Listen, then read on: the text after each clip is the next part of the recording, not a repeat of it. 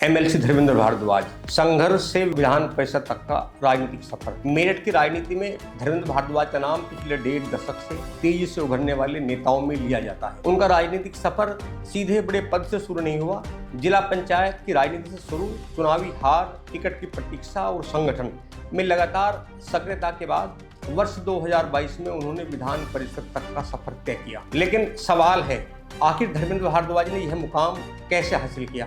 पंचायत से शुरू हुआ राजनीतिक सफर। धर्मेंद्र भारद्वाज ने वर्ष 2010 में जिला पंचायत सदस्य के रूप में चुनाव जीतकर सक्रिय राजनीति में कदम रखा। पंचायत की राजनीति में उन्हें गांव और स्थानीय स्तर पर संगठन तथा मतदाताओं के बीच काम करने का अवसर दिया। यही अनुभव आगे चलकर उनकी राजनीतिक पहचान की आधारशिला बना। 2014 की चुनावी चुनौती।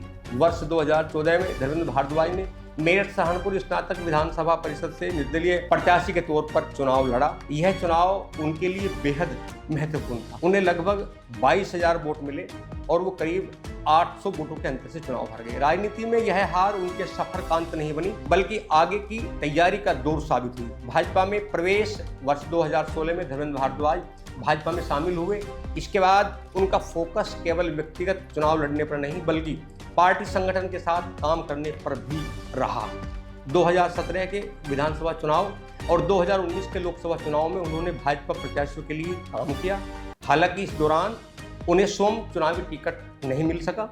राजनीति में अवसर टिकट न मिलने के बाद नेता अपना रास्ता बदल लेते हैं, लेकिन भारद्वाज ने संगठन में सक्रिय रहना जारी रखा, टिकट की उम्मीद और लगातार संघर्ष किया।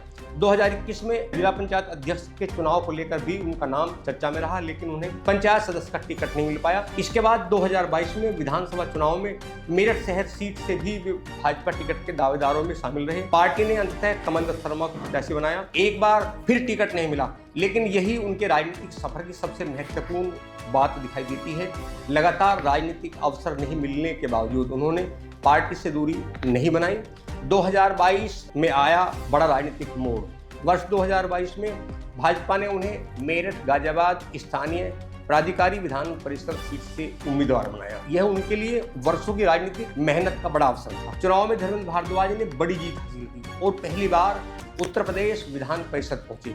यानी 2014 में विधान परिषद का चुनाव हारने वाले धर्मेंद्र भारद्वाज ने करीब 8 साल बाद उसी सदन में पहुंचकर अपनी राजनीतिक यात्रा का एक महत्वपूर्ण अध्याय पूरा किया। हालांकि संगठन में लगातार काम किया।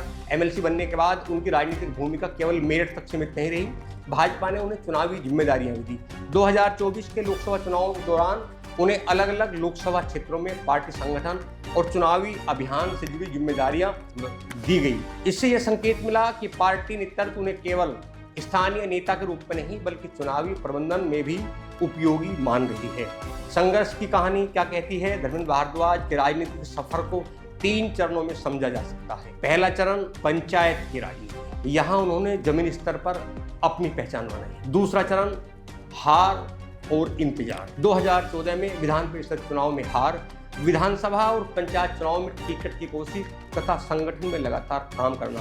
तीसरा चरण विधान परिषद और संगठन में जिम्मेदारी। 2022 में एमएलसी बनने के बाद पार्टी की ओर से जिम्मेदारियां मिली। आज धर्मेंद्र भारद्वाज जी का जन्मदिन है। उनके जो समर्थक हैं, जो उन्हें चाहने वाले हैं, आज हजारों की संख्या में सोशल मीडिया में लाखों लोग उन्हें शुभकामना दे रहे हैं। सेव इंडिया परिवार की ओर से भी उन्हें बहुत बहुत शुभकामनाएं। अंत में धर्मेंद्र भारद्वाज के सामने अब सबसे बड़ी चुनौती यह है कि वे विधान परिषद सदस्य के रूप में अपनी राजनीतिक भूमिका को कितना प्रभावशाली बनाते हैं और पश्चिम उत्तर प्रदेश की राजनीति में अपनी पकड़ को किस तरह आगे बढ़ाते हैं। मेरठ और आसपास के क्षेत्रों में भाजपा की राजनीति में उनकी सक्रियता आने वाले समय में भी उनके राजनीतिक कद को निर्धारित करने में महत्वपूर्ण हो सकती है। धर्मेंद्र भारद्वाज की कहानी किसी एक चुनाव की जीत की कहानी नहीं है।